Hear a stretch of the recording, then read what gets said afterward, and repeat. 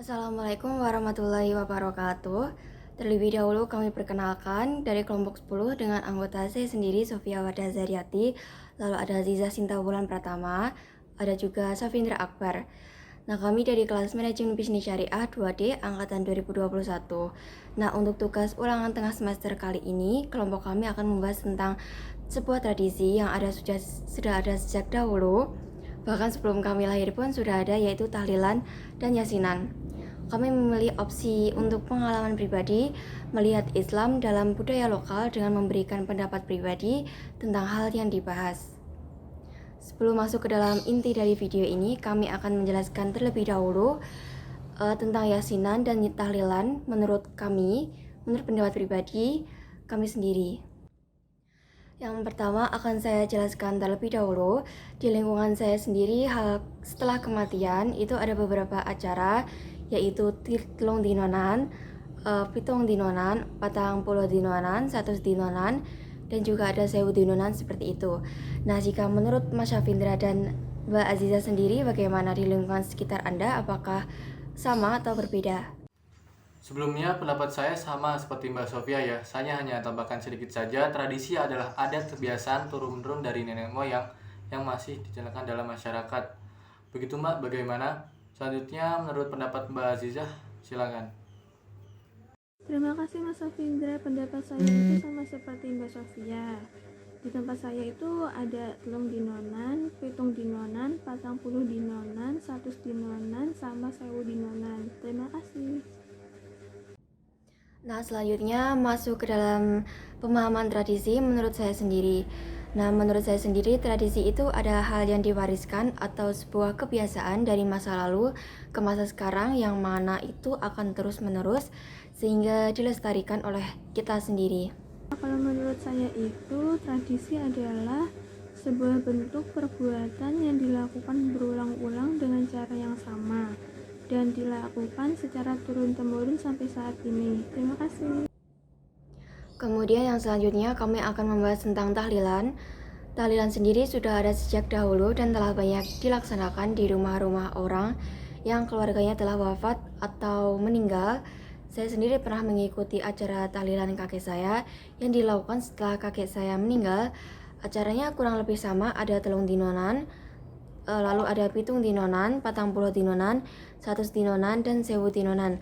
Saya mengikuti semua acara tersebut.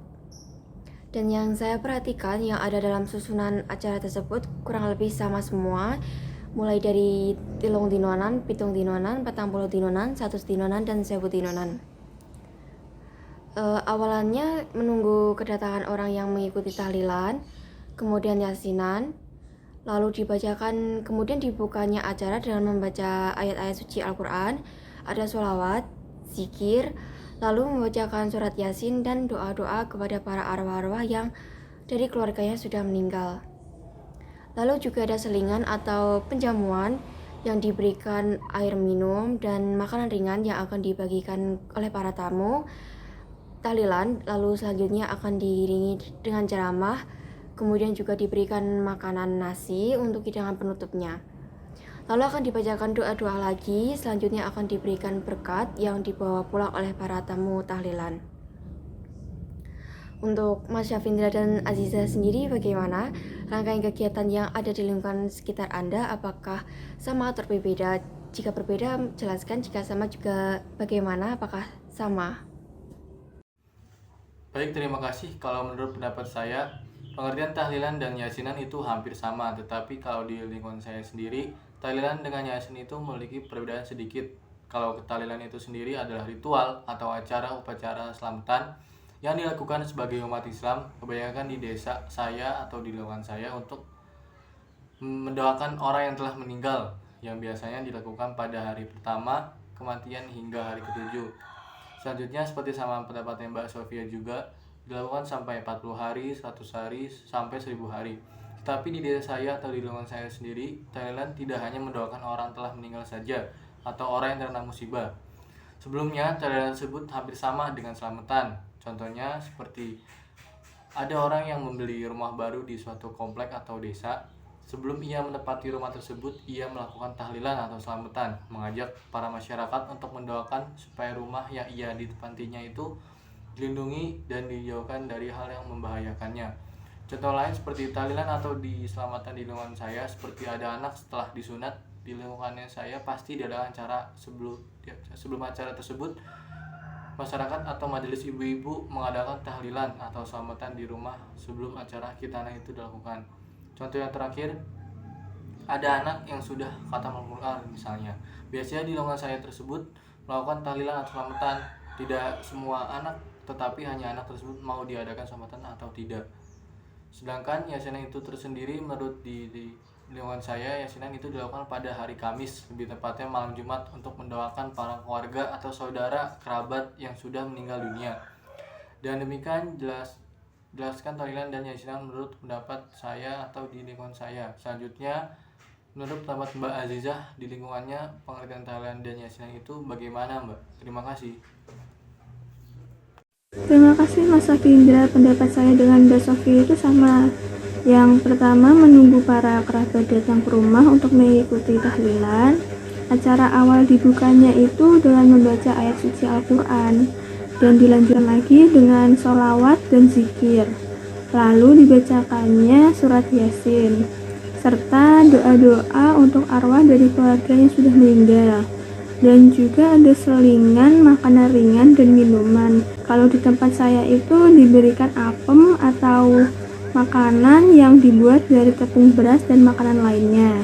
Untuk minumannya itu diberikan air putih atau aqua gelas dan teh hangat untuk diberikan kepada para tamu yang diiringi dengan ceramah. Untuk penutupnya itu diberikan nasi dan dibacakan lagi doa-doanya serta diberikan berkat yang diberikan untuk para tamu tahlilan untuk dibawa pulang. Kalau di tempat saya itu diisinya seperti minyak, teh, gula, dan beberapa mie.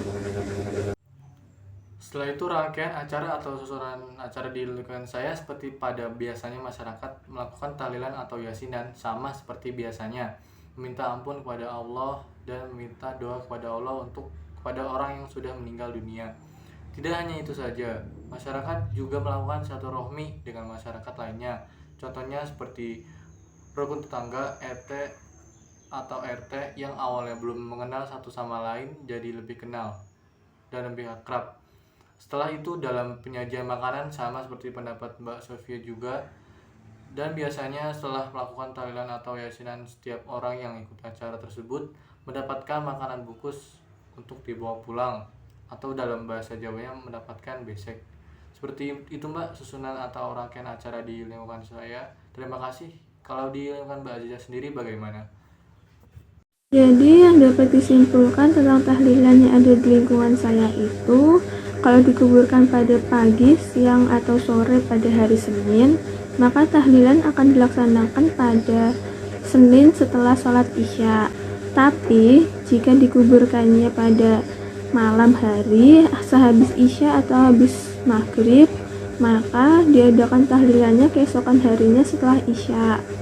Setelah 3 hari dilanjutkan dengan hari ke-7, hari ke-40, hari ke-100, dan 1 tahun yang disebut dengan haul. Banyak nilai positif yang bisa diambil oleh masyarakat seperti nilai sedekah, nilai tolong menolong, nilai solidaritas, nilai kerukunan, nilai silaturahmi, dan nilai unsur dakwah. Terima kasih. Baik, penutup dari kami, mungkin yang saya perhatikan sendiri di sini adalah tahlilan dan yasinan sendiri ini digunakan masyarakat sekitar untuk menjadi lebih dekat dengan Tuhan atau Allah, dan juga ada sisi silaturahminya antar warga karena para masyarakat ini kan berkumpul dalam satu ruangan yang mana ada yang tadinya tidak kenal menjadi kenal, dan juga yang ada tadinya tidak akrab menjadi akrab. Dan biasanya kan berbincang-bincang seperti itu. Nah, rasa empati dan simpati untuk para kerabat yang meninggal ini terdapat juga dalam acara ini. Dalam menyajikan makanan pun sama, para ibu-ibu dan bapak-bapak saling gotong royong dalam membuat masakan yang telah dibiayai oleh tuan rumah sendiri, yang mana hal ini kan sangat berpengaruh terhadap solidaritas warga karena saling membantu. Nah, hal yang ini menjadi nilai ekonomis bagi masyarakat karena saling mengurangi pengeluaran tenaga dan waktu. Sekian dari kelompok kami, itulah penjelasan tentang tahlilan dan yasinan menurut diskusi kami. Kami melakukan diskusi dengan masing-masing di sekitar lingkungan kami sendiri, masing-masing dari Mbak Aziza dan Mas Safindra. Sekian dari kelompok kami, kurang lebihnya mohon maaf. Wassalamualaikum warahmatullahi wabarakatuh.